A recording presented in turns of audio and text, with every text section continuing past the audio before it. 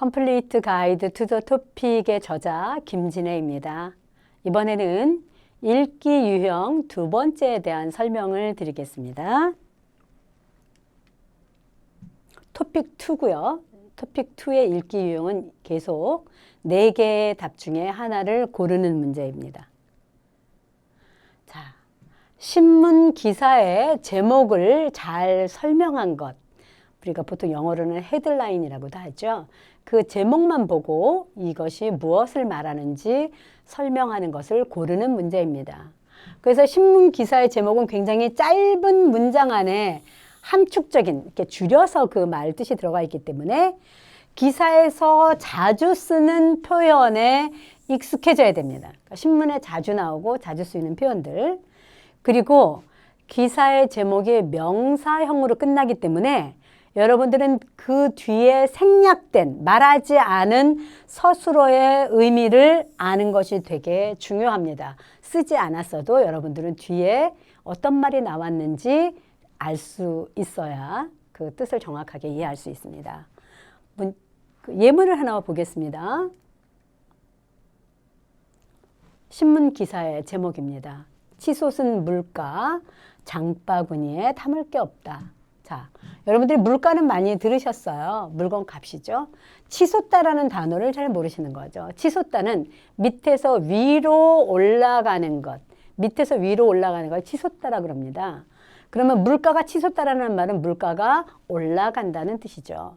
그러니까 물가가 너무 올라가니까 장바구니에 담을 게 없다. 이 장바구니는 주부들이 요리를 하기 위해서 야채나 고기나 뭐 이런 것들을 사러 가는 큰 가방 같은 게 장바구니입니다. 그러니까 뭐 구두를 사러 가거나 이럴 때는 이걸 사용하지 않고요.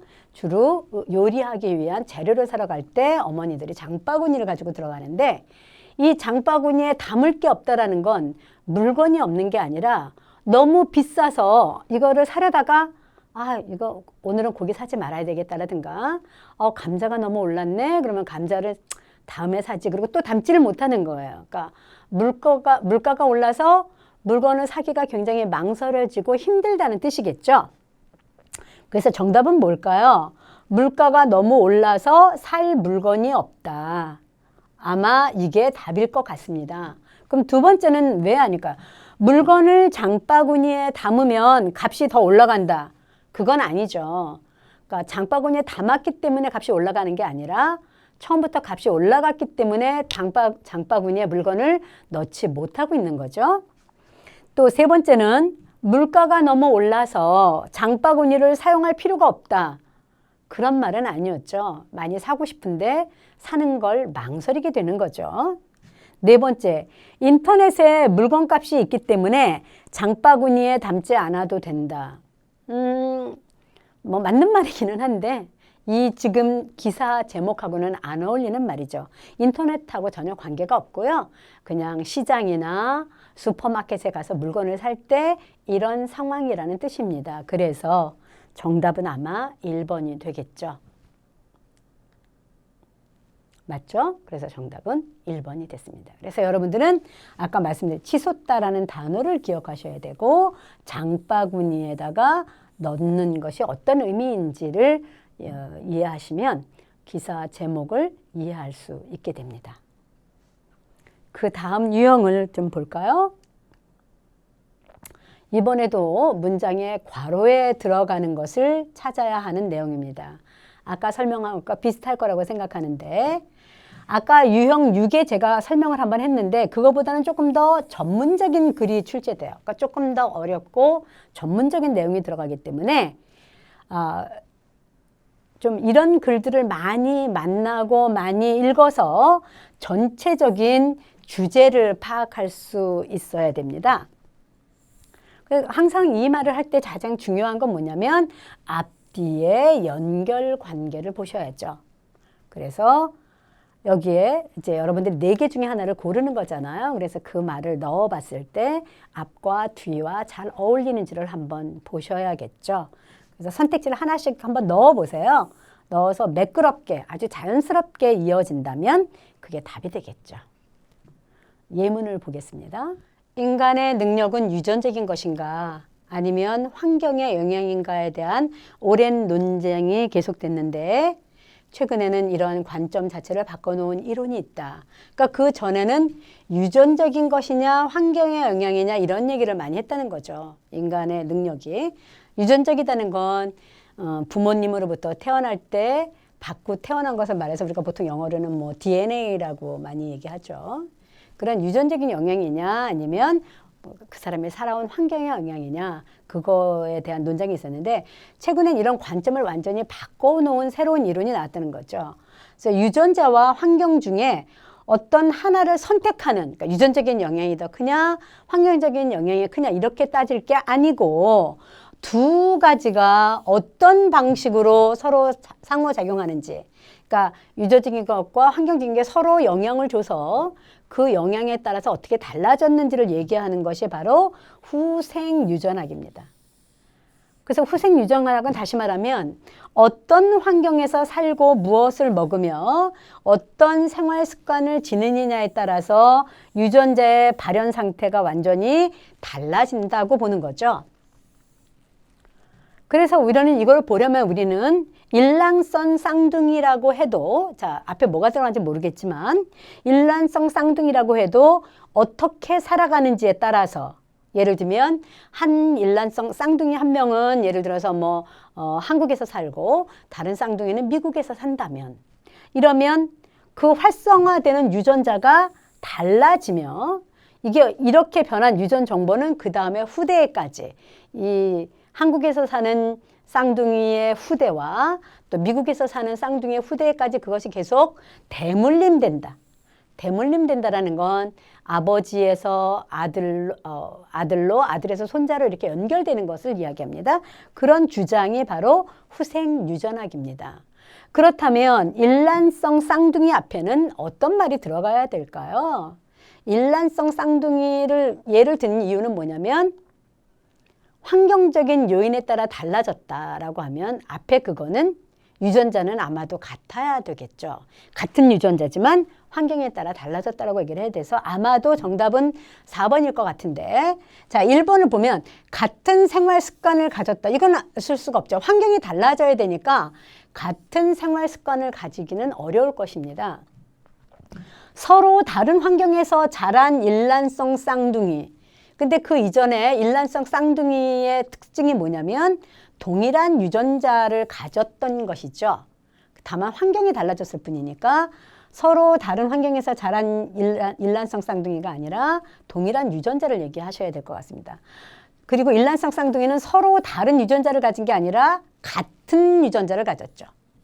정답은 동일한 유전자를 갖고 태어난 일란성 쌍둥이가 답이 돼야 될 거고 괄호에는 그것이 들어가야 됩니다. 다만 환경이 바뀌었죠. 그 바뀌어진 환경에 따라 유전자의 발현이 다르다라는 게 후생유전학의 가장 중요한 내용이거든요. 그러면 우리가 답을 잘 찾았는지 한번 봅시다.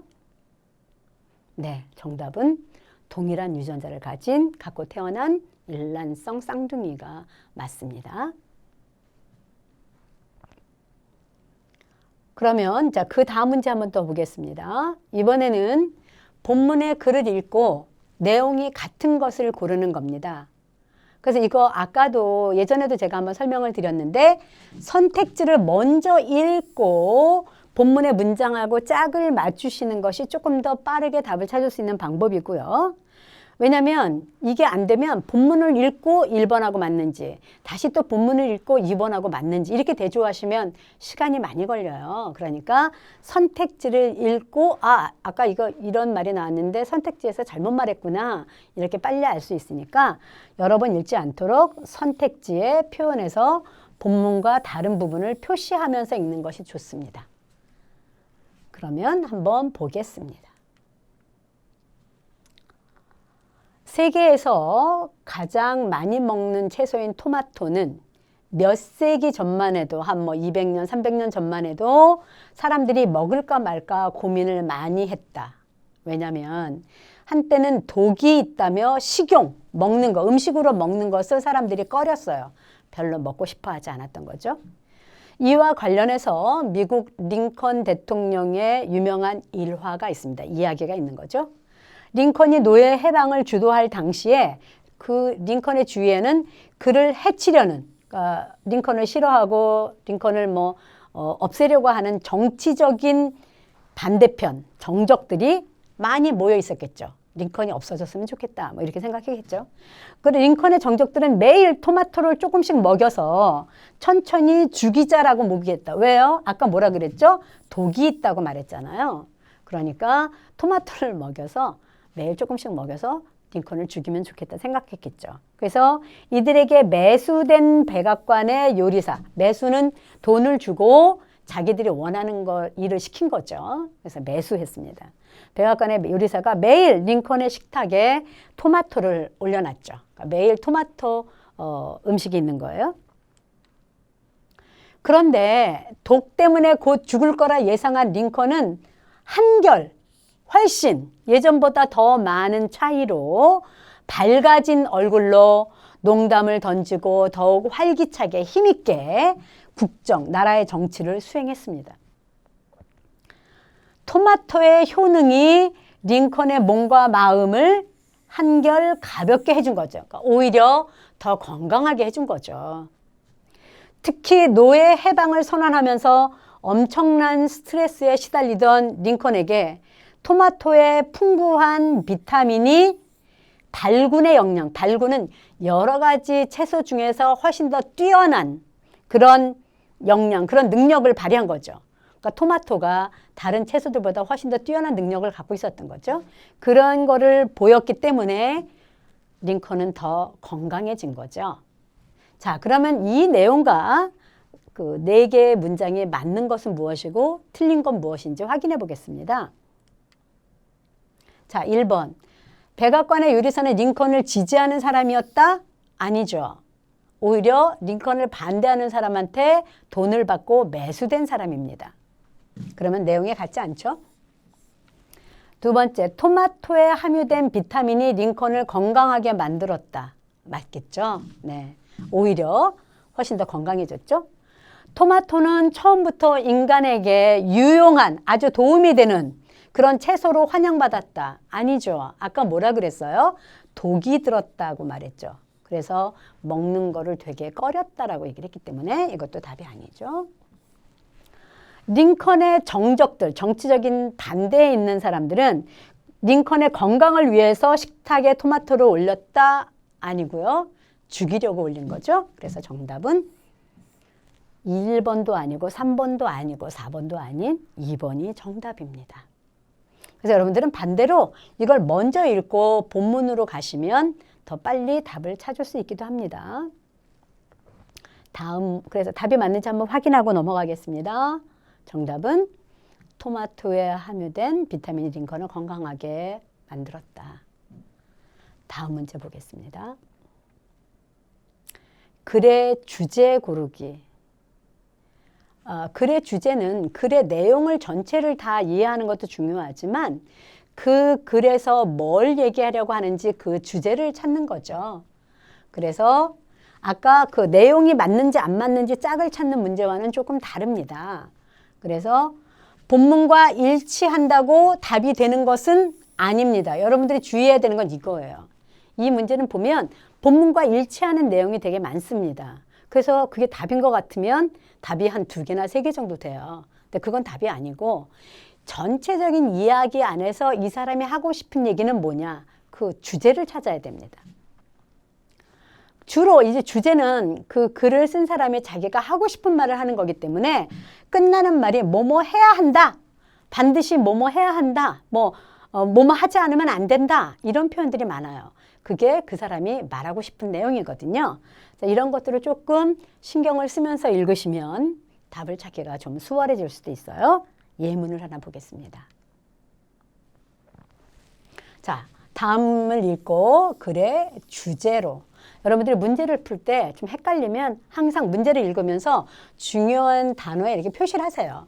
이게 주제냐 아니면 일치하는 거냐 뭐 이런 것들을 한번 표시하고 문제를 읽으면 그 문제를 찾는 그 목적을 잃어버리지 않습니다. 볼게요. 일반적으로 사람들은 나이 먹는 것을 좋아하지 않는다. 나이가 들면 왠지 위축되고 사회적으로 할 수 있는 일들이 줄어들어서 자신의 존재감이 내가 그렇게 꼭 필요한 사람인가? 이런 존재감이 적어진다고 여기기 때문이죠.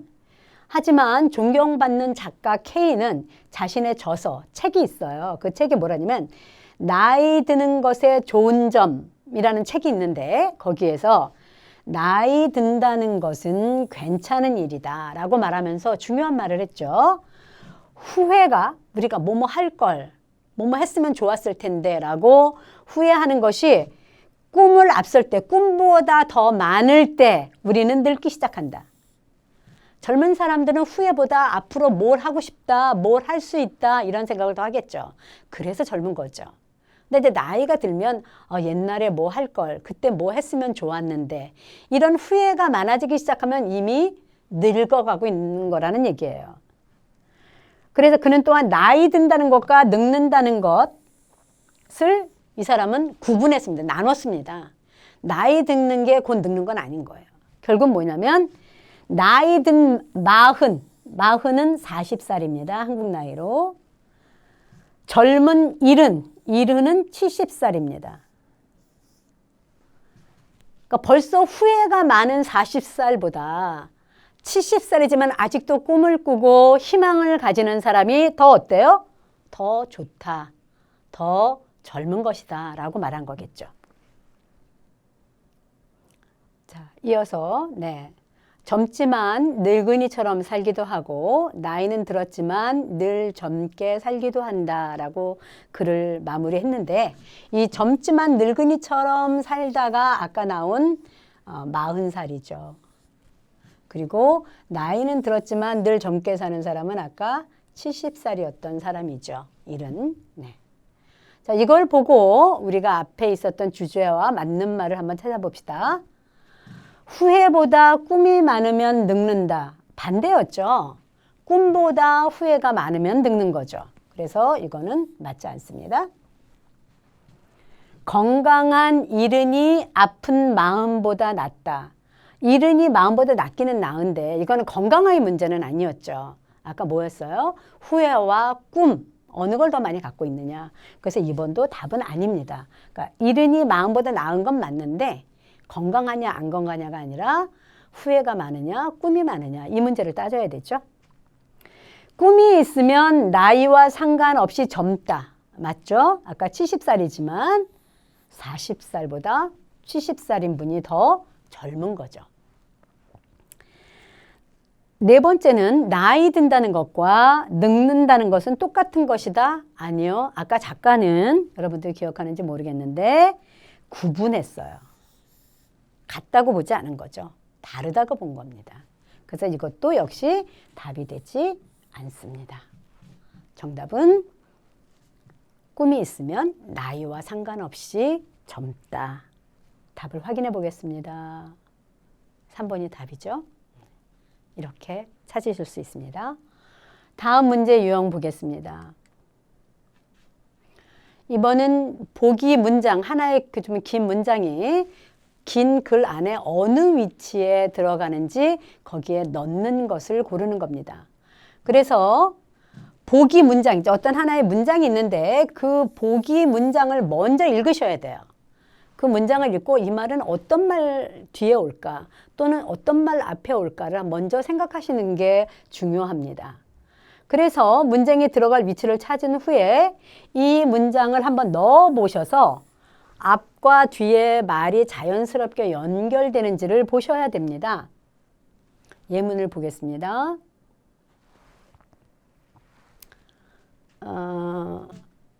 주어진 문장이 들어갈 건데요. 제가 먼저 하나 더 돌려서 주어진 문장을 먼저 보겠습니다. 그렇다면 굳이 이러한 물건들을 다 소유할 필요가 없다. 그렇다면 앞에 어떤 이야기가 있고요. 그런 조건이라면 이렇게 물건들을 다 내가 가지고 있을 필요가 없다라는 말이 있어요. 그렇다면 이런 말은 어떤 말에 들어가는지 보셔야겠죠. 그래서 이제 문장을 하나씩 보겠습니다. 다시 앞으로 돌아가겠습니다. 우리가 일상생활을 하면서 나만의 것으로 소유하게 되는 물건들은 별로 많지 않다. 예를 들면 여행용 큰 가방, 이거 나만 가지고 있을 필요 없죠. 친구한테 빌려줄 수도 있고 내가 빌릴 수도 있습니다. 여러 사람이 동시에 둘러 앉아서 식사하는 큰 상, 이건 날마다 필요한 거 아니죠.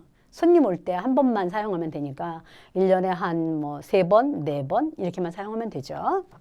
스키를 타기 위한 용품, 이건 겨울에만 사용하시잖아요. 이런 것들은 일시적으로만 사용하는 것이라서 365일 항상 곁에 두지 않아도 된다. 가지고 있을 필요 없다는 얘기예요.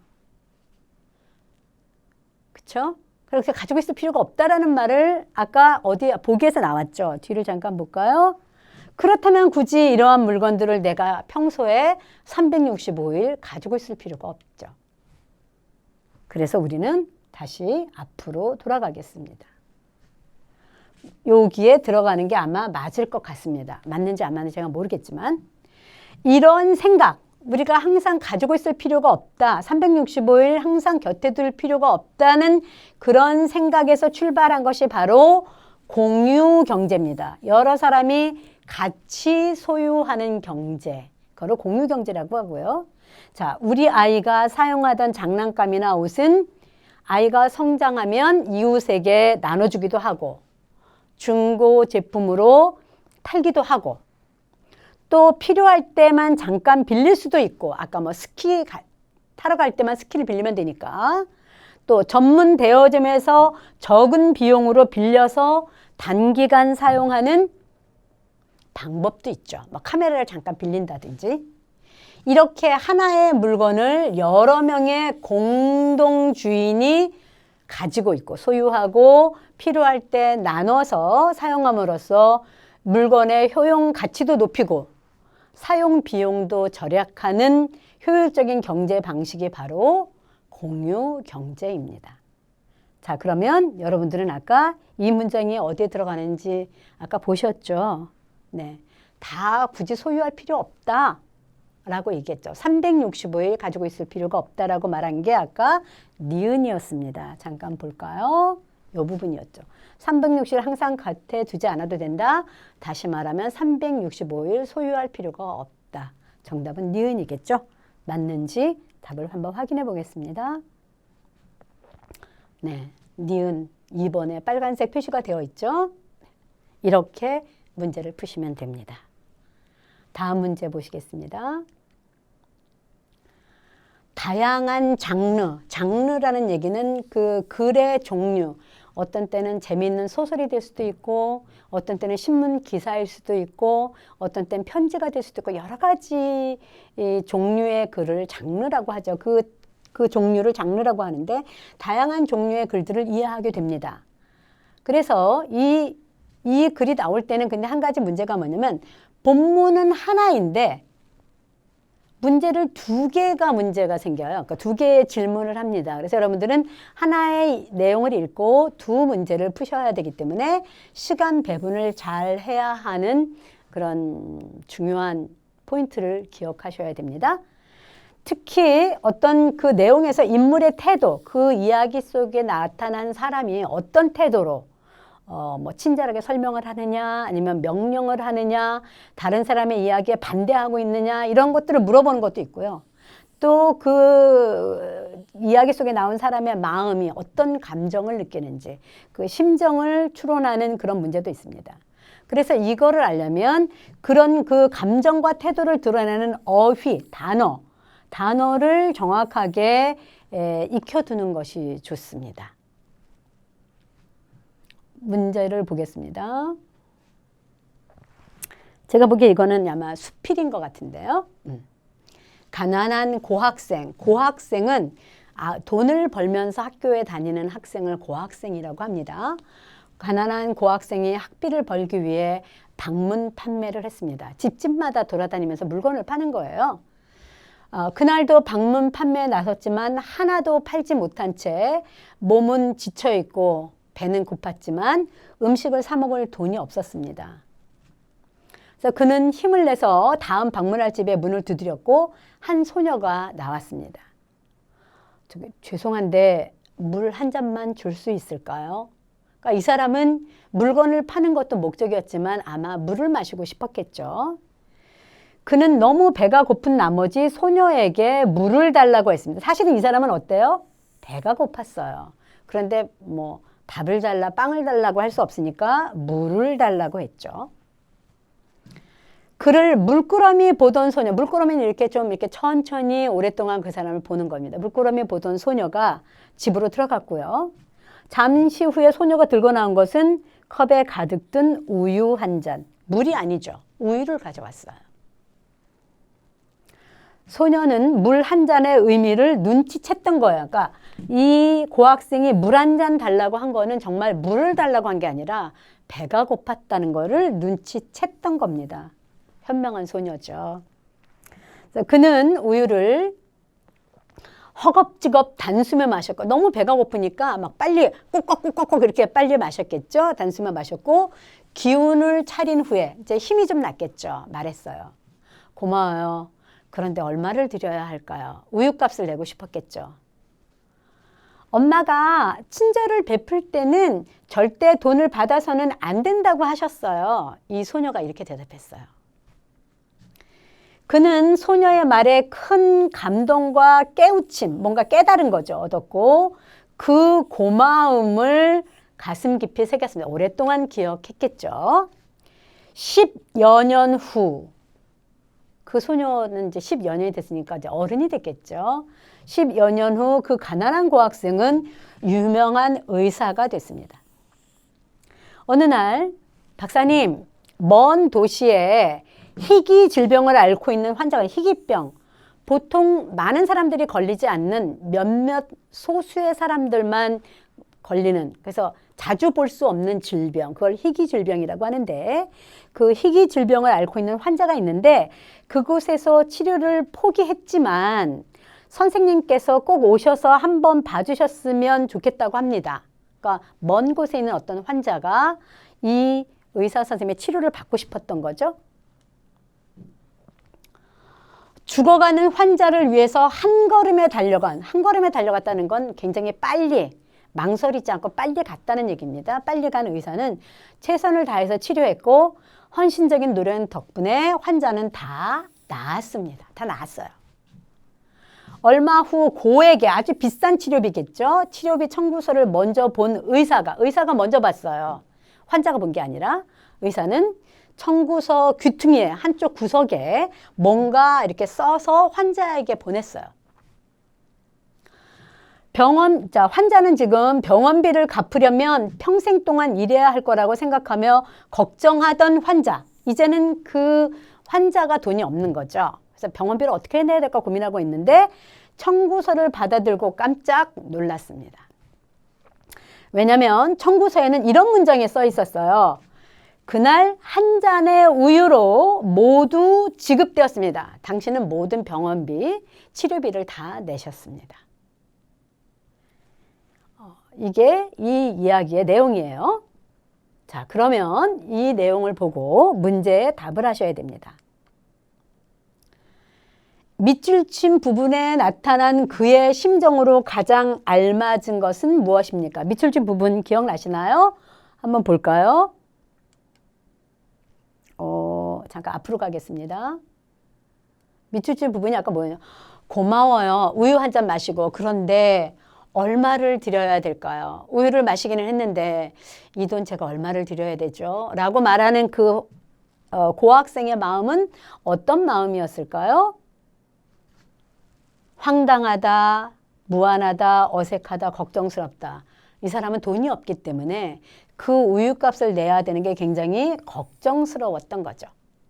근데 여러분들이 이 문제를 풀 때 물론 4번이 답인 거는 쉽게 찾을 수 있을 수도 있는데 여러분들이 어려운 거는 이런 단어를 모른다는 거예요. 황당하다. 황당하다라는 말은 이게 답이 아니지만 어떤 문제에서는 황당하다가 답이 될 수 있어요. 그래서 이런 단어의 의미를 미리 알아두셔야 됩니다. 황당하다라는 거는 너무 예상하지 못했고 논리적으로 말이 안 되는 어떤 일이 일어났을 때 느끼는 감정이 황당하다예요. 자, 어색하다는 처음 만나거나 평소에 해보지 않은 것을 했을 때 자연스럽지 않다고 느끼는 게 어색하다죠. 예를 들면 한 번도 양복을 입지 않았다가 양복을 처음 입으면 굉장히 어색하죠. 그게 어색하답니다. 무안하다는 스스로 자기가 조금 부끄럽다고 느끼는 게 무안하다예요. 그래서 이런 단어의 뜻을 여러분들이 평소에 알아야만 다른 문제에서 이 답을 맞출 수 있습니다. 어쨌든 이 문제의 정답은 걱정스러운 거죠. 우유값을 낼 수 없는 자기의 사정 때문에 우유값을 얼마나 내야 되는지 굉장히 걱정스러웠겠죠. 두 번째 이와 연결된 문제를 더 보겠습니다. 자, 43번으로 넘어갑니다. 자, 똑같은 내용이 있었고요. 문제가 하나 더 나왔습니다. 자, 이 글의 내용으로 알 수 있는 것을 고르십시오. 우리가 지금 긴 이야기를 읽었는데 어떤 내용인지 한번 볼까요? 소녀는 물이 없어서 대신에 우유를 주었다. 아니고요. 물이 없어서가 아니라 물을 달라고 한 이 사람의 상황을 이해했던 거예요. 배고프다는 상황을 알았기 때문에 답이 아니죠. 의사는 10여 년 동안 계속 소녀와 연락을 했다. 아니죠. 그냥 우연히 그 치료를 받기를 원하는 환자한테 갔고 의사는 그때 그 소녀였다는 걸 알아봤던 거죠. 세 번째, 소녀는 학교에서 친절을 베푸는 방법을 배웠다. 학교에서가 아니라 아까 뭐라 그랬어요? 우리 엄마한테서 친절을 베푸는 방법을 배웠던 겁니다. 자, 네 번째, 의사는 오래전 소녀의 친절을 기억하고 있었다. 그래서 치료비를 모두 안 내도 된다라고, 당신이 다 지불했다고 우유값으로 그렇게 청구서에다가 썼던 것이죠. 이렇게 여러분들이 내용을 파악하고 답을 찾으면 됩니다. 정답은 4번이었고요. 이렇게 읽기 문제 유형에 대한 설명과 전략을 마치겠습니다.